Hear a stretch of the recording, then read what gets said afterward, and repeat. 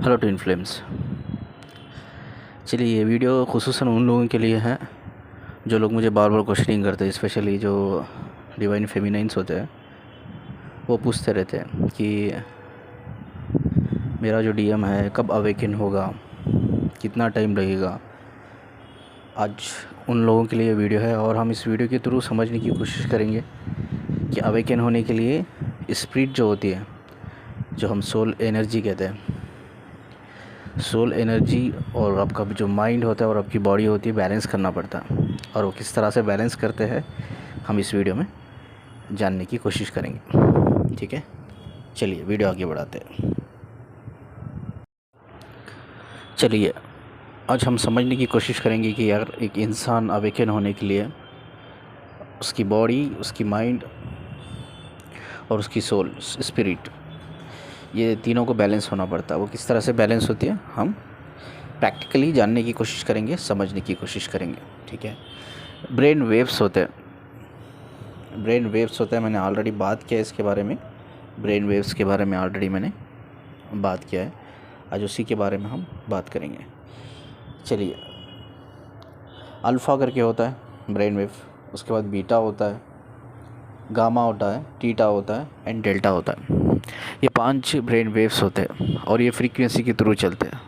ठीक है, इस ब्रेन वेव्स का एक फ्रीक्वेंसी होता है, एक हर्ट्ज़ होता है। आज वो फ्रीक्वेंसी और हर्ट्ज़ के बारे में बात करेंगे। पहले हम बात करेंगे अल्फ़ा ब्रेन वेव्स। ठीक है, अल्फ़ा ब्रेन वेव्स के बारे में हम बात करेंगे। अल्फ़ा ब्रेन वेव्स का जो फ्रीक्वेंसी होता है ये 8 से 12 हर्ट्ज़ होता है। यानी कि इसकी जो फ्रीक्वेंसी होती है, हर्ट्ज़ होती है, 8 से 12 होती है। ठीक है, तो ये यूजुअली माना जाता है कि ये साइंटिफिकली प्रूफ हुआ है कि जो अल्फ़ा ब्रेन वेव्स होते हैं, जो उसकी फ्रीक्वेंसी 8 से 12 हर्ट्ज़ की होती है, ये यूजुअली एक्टिव जब हम सोते हैं या हमारा body completely, mind completely relax होता है, या हम बिस्तर पे होते हैं, या हम कोई एक्टिविटी नहीं करते हैं, एकदम हम रिलैक्स मोड में होते हैं, तो ये जो ब्रेन वेव्स होता है ये बहुत एक्टिव रहता है। ठीक है, और चलिए नेक्स्ट हम बात करेंगे बीटा वेव्स।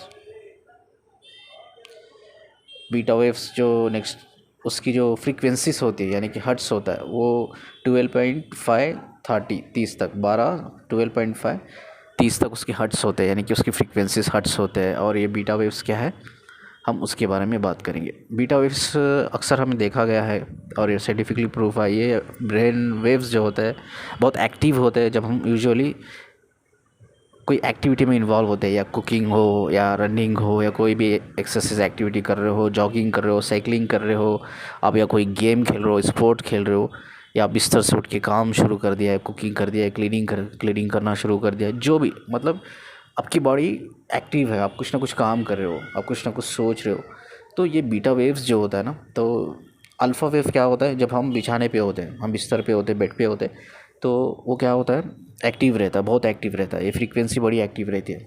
और जब बीटा वेव की बात आती है, ये फ्रीक्वेंसी जो है, तो यूजुअली जब हम बेड पर से उठ जाते हैं, हम काम करने लगते हैं, ठीक है, तो ये जब एक्टिव रहती है। ठीक है, तो ये डिफरेंस है दोनों में। और इसका एक बहुत इम्पॉर्टेंट रोल है, हमारी स्पिरिट कनेक्ट करती है डायरेक्टली ब्रेन से। अब जैसा मैंने कहा कि हमारा जो ब्रेन का पूरा कंट्रोल, हमारी बॉडी का पूरा कंट्रोल होता है ना, ब्रेन में होता है। ठीक है, अब जिस तरह से ब्रेन अपनी बॉडी को कंट्रोल करता है, ठीक है, उस तरह से हमारी स्पिरिट हमारे ब्रेन और बॉडी को कंट्रोल करती है। अब ये बैलेंसिंग कैसा होता है हम आगे बात करेंगे। ठीक है, अब नेक्स्ट फ्रीक्वेंसी की हम बात करेंगे, नेक्स्ट फ्रीक्वेंसी क्या है करके। चलिए हम गामा वेव्स के बारे में बात करेंगे। उसकी जो फ्रीक्वेंसी होती है, जो हर्ट्स होते हैं, उसके हर्ट्स यूजुअली देखा गया 25 to 140 हर्ट्स होते हैं, उसकी फ्रीक्वेंसीज होती है। और ये क्या होता है, ये कब एक्टिव होते हैं ज़्यादातर, और इससे हमें क्या मिलता है, इससे क्या हेल्प मिलती है। ये ज़्यादातर जो इंटेलिजेंट लोग होते हैं, जो आइंस्टीन है एग्जांपल के लिए, या कोई भी प्रॉब्लम, यहाँ बहुत इंटेलिजेंट लोग होते हैं, या कोई भी प्रॉब्लम का सोल्यूशन कर लेते हैं, कितना भी डिफ़िकल्ट हो उस प्रॉब्लम का फार्मूला कर लेते हैं। तो बड़े इंटेलिजेंटली हम चीज़ों को एक हार्ड वर्किंग के थ्रू नहीं, एक स्मार्ट वर्किंग के थ्रू हम चीज़ों को करते हैं, तो तब माना जाता है उन पर्सन की जो होती है, वैसे जो इंटेलिजेंस लोग होते हैं, तो ये माना जाता है साइंटिफिकली कि उनका जो ये गामा वेव होता है, यानी ये फ्रीक्वेंसी होती है, यूजुअली हाई होती है। ठीक है, तो ये हमें समझना चाहिए। कि ये कब हाई होती है, जब हम यूजुअली जब इंटेलेक्चुअल लेवल पे हम काम करते हैं, कोई भी हो, ऐसा नहीं कि ज़रूरी नहीं कि वो इंटेलिजेंट ही हो, आप कोई भी बंदा इंटेलेक्चुअल लेवल पे काम कर रहा है तो उसकी ये एनर्जी यानी कि फ्रीक्वेंसी हाई होती है, उसके वेव्स जो होते हैं बढ़ने लगते हैं, हाई होने लगते हैं। ठीक है, अब नेक्स्ट हम बात करेंगे डेल्टा की।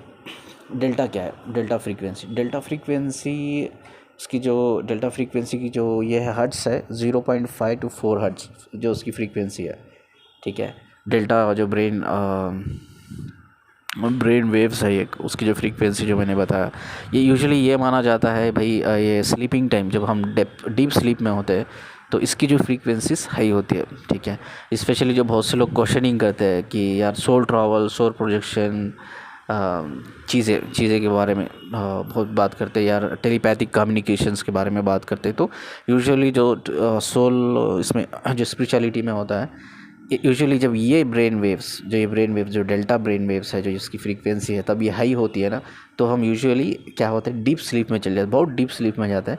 तब जो भी हमारा जो टेलीपैथिक कम्युनिकेशन का हो, सोल प्रोजेक्शन का हो या सोल ट्रैवल का हो, कुछ भी आप बोलो, तो ये एक्चुअली वो एक्टिविटी जो होती है इस टाइम पे होती है जब ये फ्रीक्वेंसी जो डेल्टा फ्रीक्वेंसी है जब ये हाई होती है। ठीक है, क्योंकि हम इसमें डीप स्लीप में चल जाते हैं। ठीक है, चलिए आगे के फ्रीक्वेंसी के हम बारे में बात करेंगे।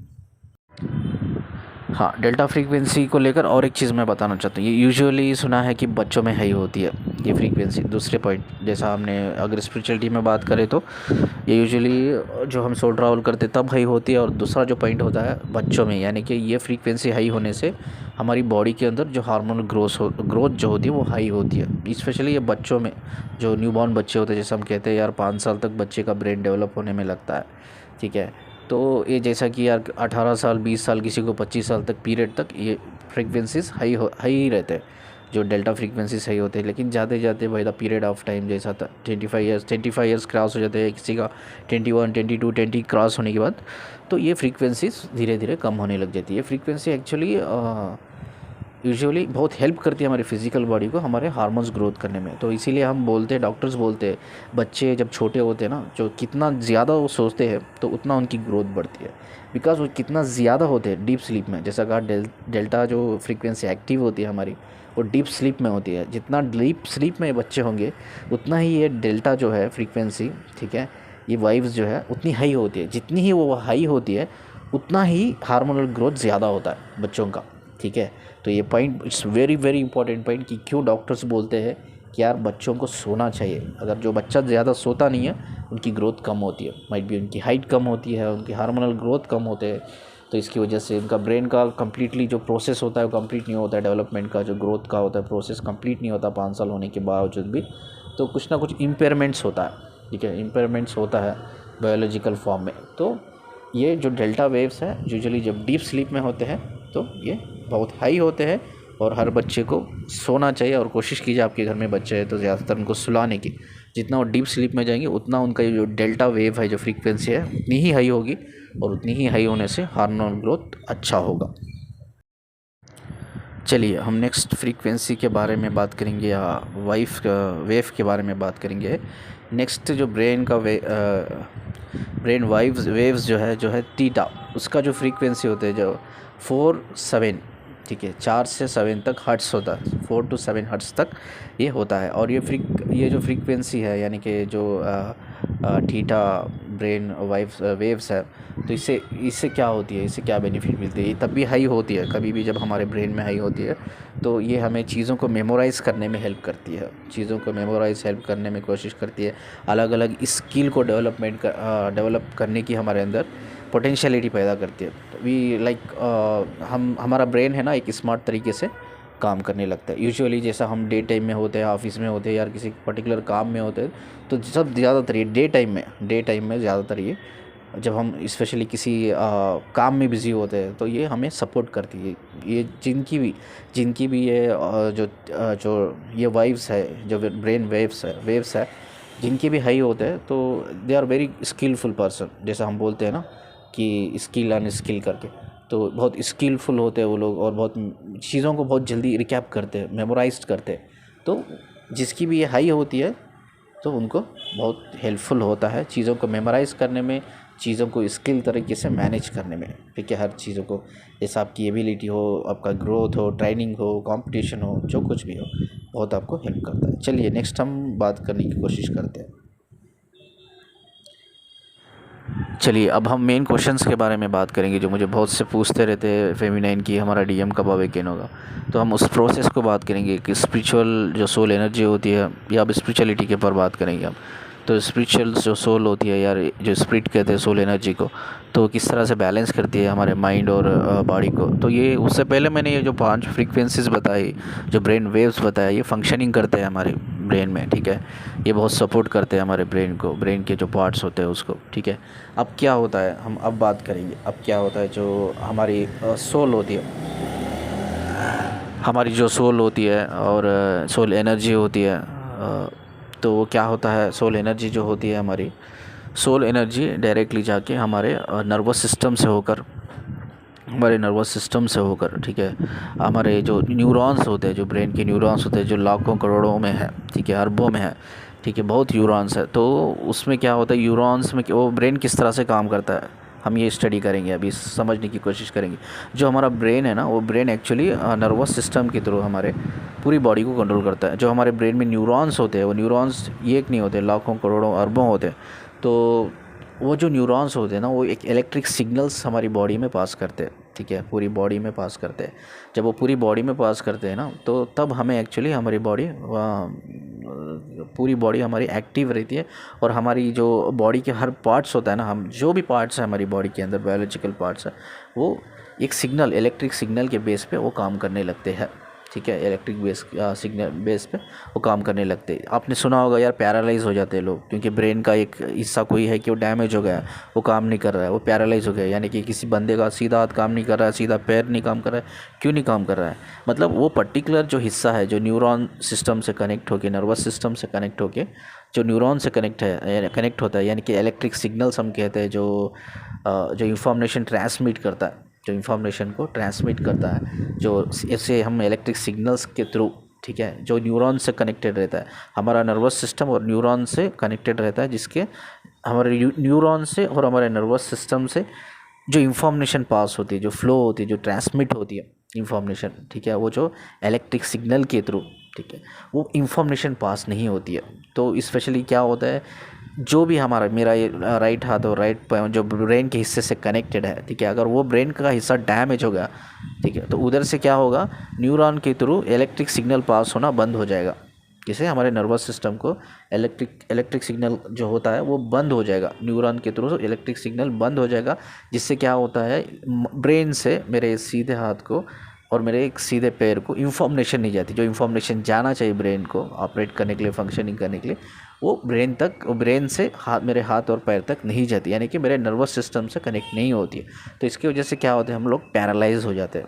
तो इसकी वजह से मेरा हाथ और मेरा पैर काम नहीं करता है। तो उसी तरह से अब जो हमारी सोल एनर्जी होती है, ठीक है, अब जो हमारी सोल एनर्जी होती है वो डायरेक्ट हमारा जो वाइब्रेशंस के थ्रू, वाइब्रेशंस को आप इमोशंस भी करके बोल सकते हैं, ठीक है, आप इमोशंस बुलाते हैं तो भी there is nothing wrong in it, okay.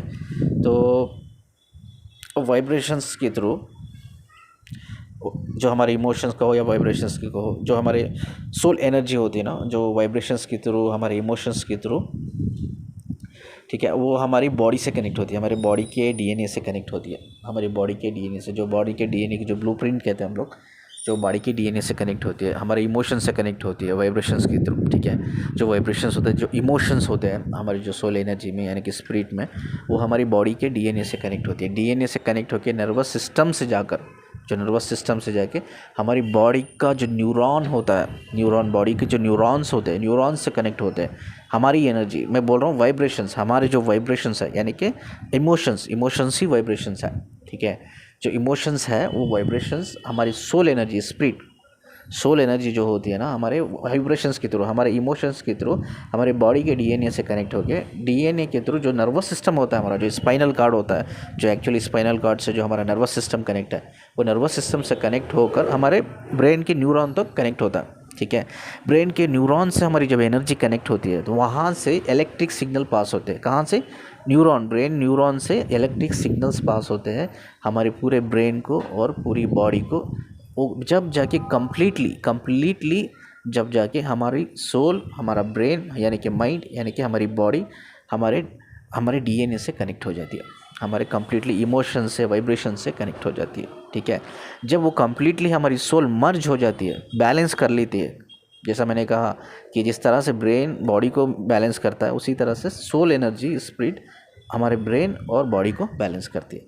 तो जिस तरह से हमारी स्पिरिट, हमारे वाइब्रेशंस हमारी एनर्जी को, हमारी जो एनर्जी होती है हमारे ब्रेन और बॉडी को बैलेंस करने लगती है, तो क्या होता है, जो न्यूरॉन्स होते हैं जो करोड़ों में अरबों में होते हैं, तो न्यूरॉन्स के थ्रू इलेक्ट्रिक सिग्नल्स यानी कि इंफॉर्मेशन यानी कि ट्रांसमिटेड ऑफ इंफॉर्मेशन जो होता है वो हमारे ब्रेन न्यूरॉन्स के थ्रू वो हमारी पूरी बॉडी में, सेल्स में, हार्मोन्स में पूरा फैलते हैं, हमारे डीएनए से कनेक्ट हो जाता है, हमारे प्रिंट से यानी कि हमारी बॉडी का जो डीएनए होता है उससे कनेक्ट हो जाता है। ठीक है, जब क्या होता है, हमारी जो पास्ट लाइफ मेमोरीज होती है ना, अब मैं बताता हूँ, इधर होता है अवेकन इंसान, जब हमारी पास्ट लाइफ मेमोरीज होती है ना, वो पास्ट लाइफ मेमोरीज हमें ट्रिगर करने लगती है। मतलब हमें ये चीज़ें थोड़ा हम अपने ब्रेन्स के जो पूरे जो ब्रेन्स में जो भी लॉक हुआ रहता है, जैसा हमें सब पता रहता है हमारा फ्यूचर, हमारा ब्रेन, जैसा मैं दे जाऊँ मैं बताया, दे जाओ it's like combination of past and brain. ठीक है, past and future is a combination of past and future, वो दे जाओ होता है। ठीक है, तो उसी तरह से हमारे ब्रेन में सारी इन्फॉर्मेशन लॉक रहती है, जिस तरह से हमारी एनर्जी कनेक्ट होती है हमारे न्यूरॉन से, तो हमारी ब्रेन वो इन्फॉर्मेशन को अनलॉक कर देता है। अनलॉक करने के बाद डीएनए में मर्ज होने के बाद हमारी सोल माइंड बॉडी तीनों बैलेंस कर लेती है।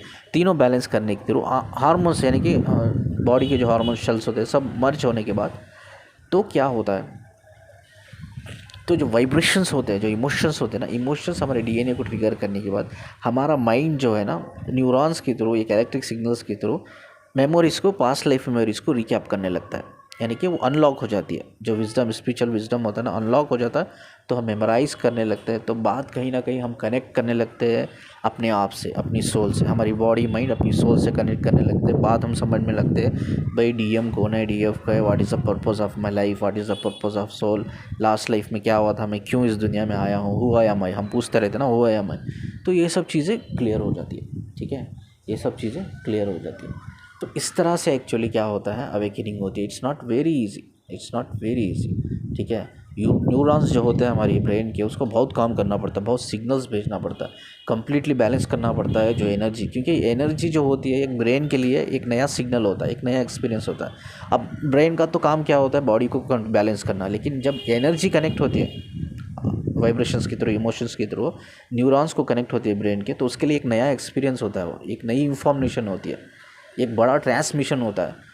तो वो ट्रांसमिशन को ब्रेन को भी समझना बहुत टाइम लगता है। ठीक है, इसीलिए ना आपको बहुत लोग बोलते हैं ये जर्नी क्यों पेनफुल होती है, तो दिस इज़ द रीज़न, क्योंकि हम कहीं ना कहीं हमारा माइंड जो ब्रेन है ना, ऑलरेडी एक फॉल्स सोशल कंडीशनिंग में अडॉप्ट कर लिया है, हमने फॉल्स सोशल कंडीशनिंग को अडॉप्ट कर लिया है, हमारे ब्रेन ने एक्सेप्ट कर लिया है, हमारी बॉडी ने एक्सेप्ट कर लिया है फॉल्स सोशल कंडीशनिंग को, एक इल्यूशनल बिलीफ को, एक इल्यूशनल थॉट पैटर्न को।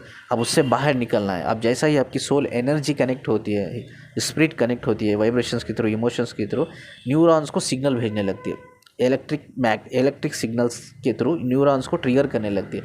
जिस तरह से जब न्यूरॉन्स जो होते हैं आपकी ब्रेन के पूरी तरह से मॉडिफाइड होते हैं, मॉडिफिकेशन होने लगता है। ये मॉडिफिकेशन होने लगता है, इतना जल्दी नहीं होता, ये बहुत पीरियड ऑफ टाइम चलता है, धीरे करके आप बदलने लगते हो, आप अपने आप को जानने लगते हो, बाद अवेकनिंग प्रोसेस में आने लगते हो, धीरे करके अवेकन होने लगते हो। बाद आप समझने लगते हो कि यार एक्चुअली आपका पर्पस ऑफ लाइफ क्या है, आपकी सोल है तो कौन है, हु आई एम आई, और मेरा पर्पस क्या है, हर चीज़ आपको धीरे डिस्क्लोज होने लगती है। ठीक है, ये एक्चुअली प्रोसेस है। आई होप कि जो मैं एनिमेशन डाल रहा हूँ, एनिमेशंस के थ्रू आपको समझ में आ जाएगा।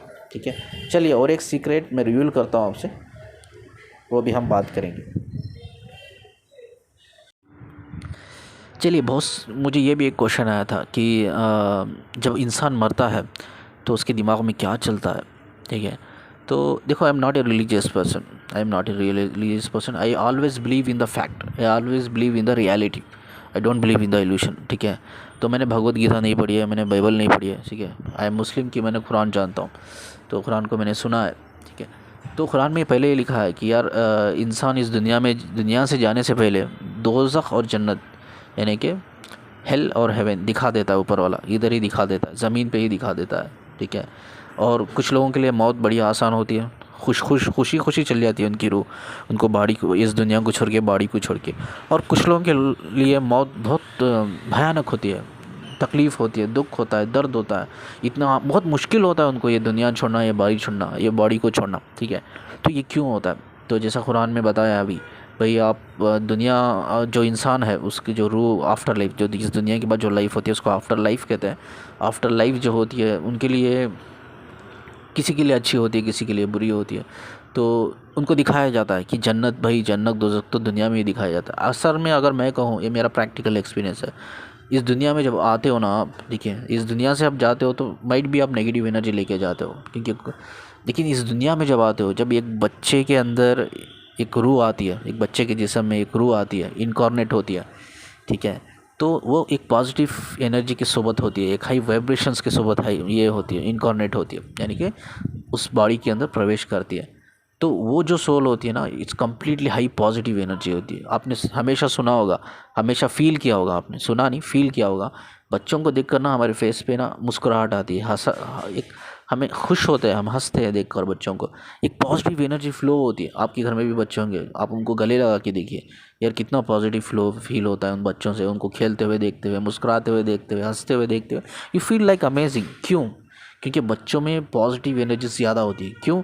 उनके अंदर जो सोल आती है स्पिरिचुअल वर्ल्ड से, ठीक है, स्पिरिचुअल स्पेस से जो सोल आती है, लाइक वो पॉजिटिव एनर्जी लेके आती है।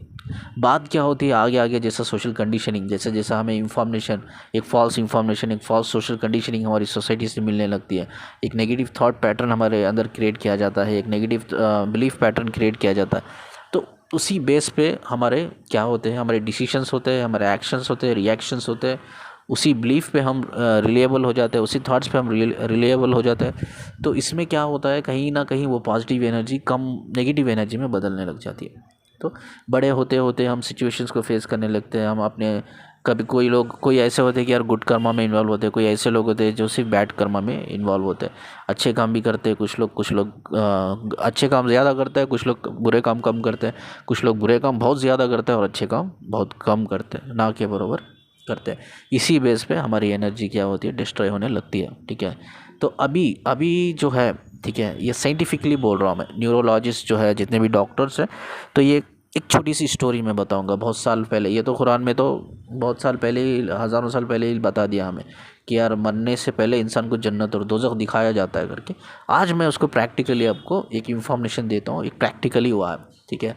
एक न्यूरोलॉजिस्ट ने एक पेशेंट आया, ठीक है, एक पेशेंट आया एक न्यूरोलॉजिस्ट के पास। उसने क्या किया, उस न्यूरोलॉजिस्ट, जो पेशेंट था, जो न्यूरोलॉजिस्ट के पास आया था, जब वो अपना ब्रेन टेस्ट कराने आया गया, तो डॉक्टर ने क्या किया, जो न्यूरोलॉजिस्ट था उसने क्या किया, ईईजी किया। ईईजी क्या होता है, इलेक्ट्रोएन्सेफेलोग्राम बोलते हैं उसको, ठीक है, एन्सेफेलोग्राम, ठीक है, इलेक्ट्रोएन्सेफेलोग्राम कहते हैं। ये एक मेडिकल टेस्ट है जो इलेक्ट्रिक एक्टिविटी, ब्रेन की इलेक्ट्रिक एक्टिविटी को मेजर करने में हेल्प करता है। उसको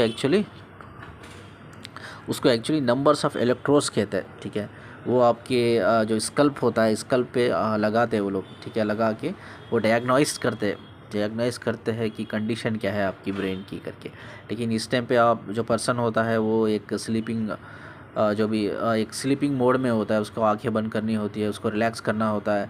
तो इस टेस्ट को हम क्या बोलते हैं, मेडिकल टेस्ट को ईईजी कहते हैं, ठीक है। तो जब उस एक बंदे का ईईजी हो रहा था, ब्रेन टेस्ट हो रहा था, उसकी एक्टिविटी को मेजर करने की कोशिश कर रहे थे ब्रेन की, तो उस बंदे का हार्ट अटैक से आके मौत हो गई, ठीक है। जिस तरह से उस बंदे का हार्ट अटैक से आके मौत हो गई, ये बहुत पुरानी स्टोरी है। इसी स्टोरी से पता चला एक न्यूरोलॉजिस्ट को, यार जब इंसान मरता है तो उसकी ब्रेन क्या काम करता है, कैसा रहता है, उसकी जब मरने की हालत होती है तो वो क्या सोचता है, उसका ब्रेन, उसकी कंडीशन कैसी होती है। तो उसकी जो हार्ट अटैक से डेथ हो गई, जब डेथ हो गई, जो रिज़ल्ट आया, जो उन्होंने कंटिन्यू कर रहे थे टेस्ट के दौरान, जब डेथ हो गई तो उन्होंने कंटिन्यू किया उस टेस्ट को। तो जब रिज़ल्ट्स जब उसको टेस्ट ख़त्म होने के बाद, जब उन्होंने उसके ऊपर रिसर्च करने के बाद जो रिज़ल्ट, जो आउटकम उनको आया, वो शॉक हो गए, ठीक है, वो शॉक हो गए। जब उन्होंने देखा यार इंसान जब मरने की हालत में होता है तो उसका ब्रेन इट्स लाइक एक्टिव रहता है, बहुत ज़्यादा एक्टिव रहता है। अब उस टाइम पे एक्टिव रहता है तो क्या होता है दिमाग में, क्या होता है जब इंसान मरता रहता है या मरने वाला होता है, तो उन्होंने ये वो जो एक्टिविटी को मेजर करके ये बताया कि इंसान का जो दिमाग, जो ब्रेन होता है, जब वो मरने वाला होता है तो उसका जो माइंड जो होता है ना, वो सारी मेमोरी को रिकैप करता है। रिकैप, गौर से सुनिए, this is very very important. Recap करता है, यानी कि आप सोचिए मैं 50 ईयर्स में मर रहा हूँ। The day one I have born, the day one जब मैं पैदा हुआ, लेके the day I am dying, ठीक है, the last day of my life, the day I have born, ठीक है। तब उस दिन से लेकर जो लास्ट दिन मैं मर रहा हूँ, उस दिन से लेकर, यानी कि 1 साल से लेकर 50 साल की एज में मैं मर रहा हूँ, 50 साल तक जो भी मैंने काम किया है, अच्छे काम हो मेरे, अच्छे बुरे काम हो, अच्छे कर्मा हो बुरे कर्मा हो, मेरी मेमोरीज़ हो यार, मेरी फैमिली के रिलेटेड हो यार, मेरी पर्सनल लाइफ के रिलेटेड हो, मेरे इमोशनल कनेक्शंस हो, लव हो, अनकंडीशनल लव हो, फीलिंग्स हो, हर चीज़, सेंटिमेंट्स हो, हर चीज़, जितना भी मैंने ये 1 ईयर टू 50 ईयर्स तक जितना भी मैंने गुजारा है, लाइफ एक्सपीरियंस किया है, वो सब मेमोरी के थ्रू रिकैप होता है, एक 3D पिक्चर की तरह, ठीक है। अब मैं आपको रियलिस्टिक चीज़ बताता हूँ कि हमारे कुरान में बोला है यार, किसी की मौत आसान होती है, किसी की मौत बहुत मुश्किल होती है। और मुश्किल क्यों होती है मैं बताता हूँ। अब देखो यार, ऐसा नहीं कि कोई भी बंदा है कि यार उसने अच्छा काम किया है, बंदी है कि अच्छा ही काम किया, उसने बुरे काम किया होगा। अब इसकी जो मेमोरी रिकैप हो रही है ब्रेन में जो रिकैप हो रही है मेमोरी, तो उसने सोचो कि यार बंदा या बंदी अच्छे काम किया है, like he is good person, अच्छे कर्मा ज़्यादा है, तो उनको एक जो बोलते हैं ना, हमारा जो बॉडी तो इधर ही रहती है यार, हमारी बॉडी तो इधर रहता है, जो हमारा कॉन्शियसनेस होता है ना, वो हमारी स्पिरिचुअल वर्ल्ड से कनेक्ट हो जाता है, एक 5D में कनेक्ट हो जाता है। हम कहीं ना कहीं हम स्पिरिचुअल दुनिया से कनेक्ट हो जाता है, हमें हमारे स्पिरिचुअल मास्टर से कनेक्ट हो जाता है। तो कहीं ना कहीं, जैसा देखो मैं आज प्रैक्टिकल एक्सपीरियंस में बताता हूँ, थोड़ा वीडियो लंबा जाएगा but it's very very very important, ठीक है। तो क्या होता है, हम अपनी स्पिरिचुअल वर्ल्ड से कनेक्ट हो जाता है, हमारे एक्चुअली होम से हम कनेक्ट हो जाते हैं जब हम मरने की हालत में होते हैं। तो हमारा ब्रेन जो होता है ना, हमारे ब्रेन में सारी मेमोरी रिकैप होती रहती है, अच्छी और बुरी। अब जिन लोगों की मेमोरी अच्छी है, उन्होंने अच्छे काम किए, अच्छे कर्मा है, अच्छे डीड्स है, तो उनके लिए उनको हेवन दिखाया जाता है, इधर ही दिख जाता है उनको, क्योंकि उनका जो कॉन्शियसनेस होता है ना, बॉडी तो इधर ही रहती है, लेकिन उनका जो कॉन्शियसनेस होता है, जो मेंटल कैपेसिटी होती है, तो वो ऑलरेडी ट्रांसफ़र हो जाती है, ट्रांसमिट हो जाती है। कहाँ ट्रांसमिट हो जाती है? कनेक्टेड हो जाती है। आई मीन टू से the better world I can say connected, वो कनेक्ट हो जाती है। वो कहाँ कनेक्टेड हो जाती है? वो एक स्पिरिचुअल वर्ल्ड में कनेक्टेड हो जाती है, स्पिरिचुअल वर्ल्ड से कनेक्टेड हो जाती है, हमारे स्पिरिचुअल मास्टर से कनेक्टेड होती है। वहाँ से हमें दिखाया जाता है, भाई देखो आफ्टर लाइफ की दुनिया ऐसी है, अब मरने के बाद आपकी दुनिया ऐसी रहेगी, जो भी वो हेल हो हेवन हो। अगर आपने अच्छे काम किए, आपके गुड डीड्स है, ठीक है, चलो अपने बुरे काम भी किया है, खुदा ने बख्श दिया है आपके, कोई एक अच्छा काम, आपने 100 काम गलत किए, 101 काम आपने सही किया है, वो खुदा को पसंद आ गया, भाई चलो बंदे ने 100 काम गलत किया और 1 काम अच्छा किया, खुदा को पसंद आ गया, तो खुदा ने माफ़ कर दिया आपके सारे काम। 100 आपके गुनाह माफ़ हो गए, ये सिर्फ एक अच्छे काम की वजह से। ये भी हो सकता है। खुदा तो बड़ा बोलते हैं ना, डिवाइन बोलो, यूनिवर्स बोलो, गॉड बोलो, अल्लाह बोलो, तो लाइक बड़ा रहम दिल होता है, वो बहुत रहम दिल होता है, उसने माफ़ कर दिया। तो आपको जन्नत आप दुनिया में रहते हुए ही दिखाया जाता है आपको, ठीक है। अब सोचो कि उसके लिए लाइक उसकी सोल हैप्पी, क्योंकि उसको जन्नत दिखा दी है, आफ्टर लाइफ क्या होने वाला है, कैसी लाइफ उसकी रहेगी दिखा दी है, लाइक उसके लिए मौत आसान होती है। तो ये कुरान में तो बहुत साल पहले लिखा था, लेकिन ये न्यूरोलॉजिस्ट ने भी इसको रिसर्च किया, मेजर, जब वो बंदे की डेथ हो गई हार्ट अटैक से, जब उसका माइंड को उन्होंने मेजर किया एक्टिविटी को, तब पता चला कि यार माइंड जो भी लाइफ हमने जिया है अब तक, उसको सारी में लाइफ को मेमोराइज़ करता है, रिकैप करके हमें दिखाता है, हमें हर चीज़ याद आती है, हमने एक दिन से लेकर अब तक हमने क्या किया। तो उसमें जो भी अच्छे काम होते हैं उनकी मौत आसान होती है, और जो भी बुरे काम होते हैं उनको ऑलरेडी दिखाया जाता है, भाई आपकी आफ्टर लाइफ जो है it's more challenging, might be hell heaven तो नहीं होता, लेकिन जो लोग अच्छे होते हैं उनके लिए उतने चैलेंजेस नहीं होते, और जो लोग बुरे काम करके रहते हैं उनके लिए इट्स मोर चैलेंजिंग, उनको बहुत हील करना पड़ता है उधर जाके, ठीक है। तो ये चीज़ उनके लिए एक मौत तो बहुत मुश्किल होता है एक्सेप्ट करने के लिए, उनकी सोल को ऑलरेडी दिखा दिया है यार आफ्टर लाइफ क्या होने वाला है आपके साथ, तो उनको बड़ा ही मुश्किल होता है उस सोल को, इस बॉडी को छोड़ने के लिए, इस दुनिया को छोड़ने के लिए। तो यही एक डिफरेंस है, किसी की मौत आसान होती है और किसी की मौत मुश्किल होती है। अब इसके बाद क्या होता है मैं ये भी बता देता हूँ। अब मेमोरी स्टोरी क्या हो गई, सोल को बता दिया, ठीक है, हमारा कॉन्शियसनेस ऑलरेडी कनेक्टेड हो गया स्पिरिचुअल वर्ल्ड से, हमारे आफ्टर लाइफ की दुनिया से कनेक्टेड हो गया, हमारी बॉडी पड़ी है, बस अब मैं मरने वाला हूँ, नाउ हो गया, पूरी मेमोरीज दिखा दी मुझे, जन्नत दोज़ख दिखा दी। अभी क्या हो रहा है, अभी मर रहा हूँ मैं, आई एम गोइंग नो, मेरी सोल छोड़ रही है मेरी बॉडी को, ठीक है। अभी क्या होता है, जब आप मर रहे होते हैं ना, तो आपको ऐसा लगता है कि यार अब एक कुआं है, एक कुआं है, या ऐसा बोलो टनल है, टनल टनल जैसा राउंड राउंड राउंड राउंड एक, अब जैसा हम कहीं वंडरला या कोई भी अम्यूज़मेंट पार्क में हम जाते हैं, तो वहाँ जो एक वाटर का ट्यूब होता है, वो ट्यूब में हम फ्लो होते हैं अंदर, एकदम पूरा कवर रहता है वो ट्यूब, ऊपर से नीचे राउंड शेप में कवर रहता है। तो हम क्या करते हैं, उसमें पानी फ्लो रहता है, ऑलरेडी का पानी फ्लो रहता है कि क्योंकि हम स्टॉप ना हो जाए, हम पानी के फ्लो के थ्रू हम डायरेक्ट फिसल कर नीचे उतर जाए। तो आपने सब देखा होगा, आपको समझ में आ रहा है कि मैं क्या बोल रहा हूँ करके। जो पानी का फ्लो होता है, जब पानी के फ्लो के थ्रू वो ट्यूब में जाके जिस तरह से हम फिसल के नीचे उतरते हैं, उसी तरह का एक टनल होता है, एक टनल होता है। माइट भी किसी के लिए वो डार्क टनल होता है, किसी के लिए लाइट टनल होता है, किसी को उसमें लाइट बहुत ज़्यादा दिखता है, किसी को डार्कनेस ज़्यादा दिखती है, कुएं की तरह दिखता है, किसी को एक टनल की तरह दिखता है। ऐसा लगता है कि यार आप बिल्डिंग पर से गिर रहे हो। अब जैसा सोचो मैं उल्टा गिर रहा हूँ, अब बिल्डिंग पर से मैं उल्टा, नॉट सीधा मुंह की तरफ नहीं, लेकिन पीठ की तरफ, मैं बैक की तरफ, तो उल्टा गिर रहा हूँ मैं। ऐसा इस तरह से फील हो रहा है कि यार आपको किसी ने धक्का दे दिया, आप जा रहे हो नीचे, जा रहे हो नीचे, जा रहे हो, और अतराफ से किसी को लाइट दिख रहा है, टनल है, टनल में क्या हो रहा है यार, सिर्फ अंधेरा दिख रहा है, किसी को अंधेरा, किसी को लाइट दिख रहा है। अब जा रहे हो, अब जा रहे हो, ये डिपेंड होता है, ये डिपेंड होता है आपका जो कर्मा होता है उसके ऊपर डिपेंड होता है कि आप टनल में क्या दिख रहा है आपको, या लाइट दिख रहा है आपको, डार्कनेस दिख रही है, डिपेंड ऑन योर कर्मा। जैसा मैंने बोला ना, कुछ सोल्स होते हैं यार, कुछ लाइफ एक्सपीरियंस होते हैं, अच्छे होते हैं, कुछ बुरे होते हैं, डिपेंड्स होता है। तो अभी सोचो कि अब यार अब अच्छे काम किए हो, ये गुड डीड किया है आपने यार, गुड कर्मा है, तो आप एक टनल में जा रहे हो, गिर रहे हो ऐसा पीछे तरफ से, पीठ की तरफ से, तो आपको लाइट ही लाइट नज़र आ रहा है, आपको समझ नहीं आ रहा कि यार मैं कहाँ जा रहा हूँ, कहाँ जा रहा हूँ।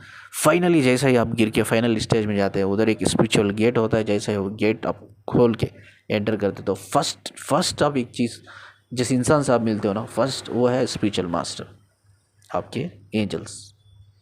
ये है। अब इस टाइम पे क्या होता है, कम्प्लीटली आपकी सोल बाहर आपकी बॉडी को छोड़ के निकल जाती है, बॉडी को छोड़ के निकल जाती है आपकी सोल, ठीक है। तो हाँ, कुछ कुछ पार्ट ऑफ एनर्जी होती है, ये भी सही है, ये भी साइकोलॉजिकली प्रूफ हुआ है, कुछ पार्ट ऑफ एनर्जी होती है वो हमारी बॉडी के अंदर ही रहते हैं, ठीक है। ये देखा गया है इवन आफ्टर लाइफ, यानी मरने के बाद जब इंसान को हम दफन कर देते हैं, तो लाइक 10 to 15 डेज या 10 to 14 डेज तक उनके नाखून बढ़ते हैं, बाल बढ़ते हैं, स्किन का टेक्सचर चेंज होता है, क्योंकि कुछ पार्ट ऑफ एनर्जी उनके बॉडी में होती है। ये भी साइकोलॉजिकली प्रूफ हुआ है, ठीक है। तो इसीलिए हम इस्लाम में भी हम बोलते हैं यार 40 दिन तक आपको जाना है उनके ख़बर पे जाके दुआ करनी है उनके लिए, उनकी उनको ज़्यादा तकलीफ़ ना हो, ठीक है। उनकी बख्शिश करना, कुछ ना कुछ पढ़ना है उनके लिए कि उनके गुनाह माफ़ हो जाए, उनकी गलतियाँ माफ़ हो जाए, ठीक है। तो इसीलिए कहते हैं कि हम दुआ करना है, जितना इंसान मर गया ना दुआ करना है। जो एनर्जी होती है ना, तो अब जो बाकी की एनर्जी होती है वो तब तक रहती है आपकी बॉडी में, हमारी बॉडी में, बाकी की एक सर्टेन बॉडी, बहुत स्मॉल एनर्जी तब तक हमारी बॉडी में रहती है, तब तक हमें दफन नहीं कर देते, ठीक है। तब तक हम जला नहीं देते, जलाने का आई डोंट नो, लेकिन तब तक आप दफन नहीं कर देते उस डेड बॉडी को, तब तक वो एनर्जी उनमें रहती है, ठीक है। वो सब देखती है यार, ऑनेस्टली कह रहा हूँ, ऑनेस्टली कह रहा हूँ, वो सब देखती है आपने, वो सब देख रही है यार।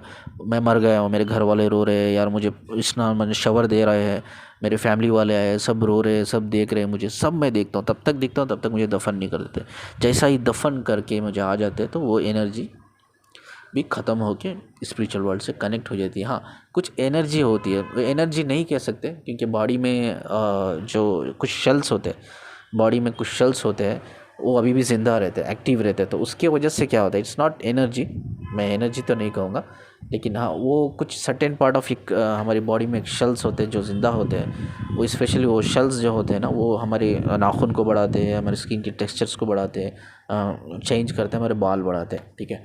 तो वो एक ऐसी बायोलॉजिकल ऊपर वाले ने बना दिया है वो शेल्स, तो वो जल्दी ख़त्म नहीं होते, वो लगभग 10 से 15 दिन तक टाइम लेता है। वो एनर्जी तो नहीं है, लेकिन एनर्जी जो होती है जब तक मुझे दफन नहीं करते तब तक वो एनर्जी मेरे पास होती है, तब तक इतनी एनर्जी होती है। लेकिन मैं सब कुछ देखता हूँ, लेकिन मैं उठ के बोल नहीं सकता, मैं आंखें नहीं खोल सकता, लेकिन मैं सब सुन रहा हूँ, मैं आंखें बंद करके ही महसूस कर रहा हूँ, मैं देख रहा हूँ, मेरी सोल खड़ी है, एक्चुअली मेरी डेड बॉडी पड़ी है, मेरी सोल खड़ी है, ठीक है।